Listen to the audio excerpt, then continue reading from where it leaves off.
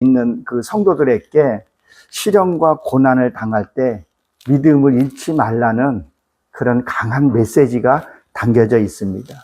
또 그리고 뭘 했냐면 경건하게, 참 이 신앙생활 경건해야 할 것을 얘기를 해요. 그리고 뭘 얘기하냐?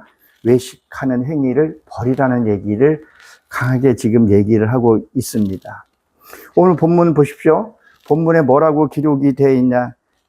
낮은 형제는 자기의 높임을 자랑하고 이렇게 되어 있는데, 이것은 무엇을 말하냐면요, 가난한 형제, 내가 가난했을 때 하나님이 너를 높여줬을 때 그때 네가 자랑하라, 이 얘기가 담겨져 있습니다. 그러니까 무엇을 말하냐면, 너는 아직 배우고 제자의 단계인데도 불구하고 사도인 척 하지 말라는 그런 메시지이기도 하는 거죠. 신앙에도 보게 되면 항시 단계라는 게 있어요. 우리 교회 처음 나와가지고 뭐 권사 직분 받고 장로 직분 주지는 않잖아요. 그 신앙의 연륜에 있어서. 그러니까 네가 그 낮음에 네가 겸손하게 살면 내가 너를 높여줄 때가 있다.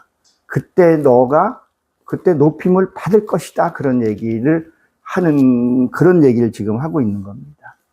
지금 시대는 어떤 시대냐면요, 자기 PR 시대라 그래서 자기 자랑이 너무 지나칠 정도로 많이 해요. 자기가 아니면 아니라고 생각을 하는 그런 시대. 그러니까 누가복음 어디죠? 누가복음에 보게 되면 거기에 뭐라고 기록이 되어 있어요. 14장 10절에 보게 되면 누가 초청하고도 너는 어디에요? 말석에 가서 앉으라, 그런 말을 해요. 근데 우리는 말석에 앉기 싫어해요.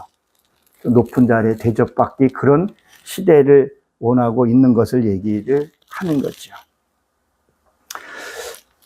참, 저도 이 말씀을 이렇게 대하면서 나는 과연 어떤 모습일까?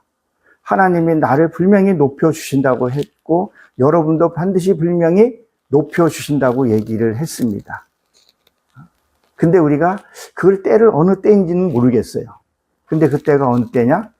내가 기뻐했을 때, 감사했을 때, 그때 하나님이 나를 자랑스럽게 여기고, 어떤 희망이 없는 상태에서도 내가 감사했을 때, 얼굴이 피어 있을 때, 그때 하나님이 나를 자랑스럽게 생각을 한다는 거죠.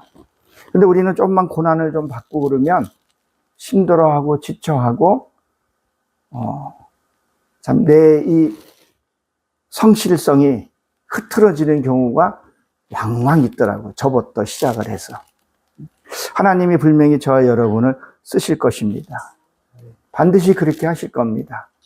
근데 아직 저나 여러분이나 그 분량이 조금 부족해서 그렇지 못하는 부분을 우리가 기억을 해야 합니다.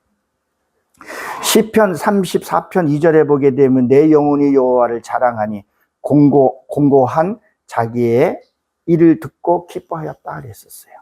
뭐라 그러냐면 이 시편 34편 2절에 보게 되면 다윗이 고백을 해요. 내 영혼이 하나님을 자랑하고 하나님을 내가 칭송할 때가 언제냐? 그것은 내가 하나님의 말씀이 내가 들어왔을 때, 하나님의 말씀이 내가 이해가 되고 하나님이 나와 함께 한다는 것을, 이것을 내가 느꼈을 때에 내가 기뻐한다, 그런 뜻을 갖고 있어요. 여러분 인생 살아가면서 주변에 아무도 없다고 생각을 한번 해보세요. 나 홀로 간다고 생각해 보세요. 얼마나 지치고 힘들어요. 요새 세상이 너무 이기적이에요. 그렇죠? 자기 중심이에요. 남을 배려하지도 않아요. 무엇을 우리가 이 본문 말씀에서 우리가 알아야 되는 부분이냐면, 내가 너무 나서려고 하지 말라는 거죠. 우리가 하나님 일을 한 것은요, 하나님 일을 했다는 것은 내가 무엇을 하고서는 기억이 안 나야 돼요. 내가 목사님한테 뭔가를 내가 해드렸어. 뭔지는 모르겠는데 해드렸어. 근데 내가 뭘 했는지를 몰라.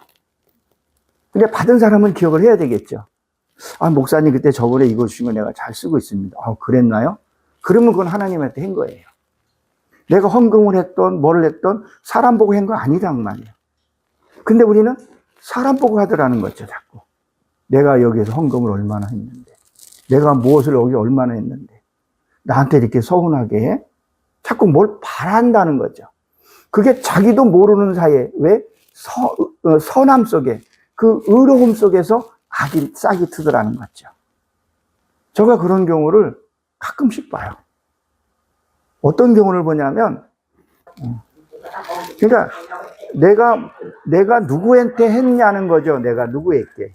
하나님께 했으면 내가 잊어버려야 된다. 그 이제 하나님의 생거라는 거죠.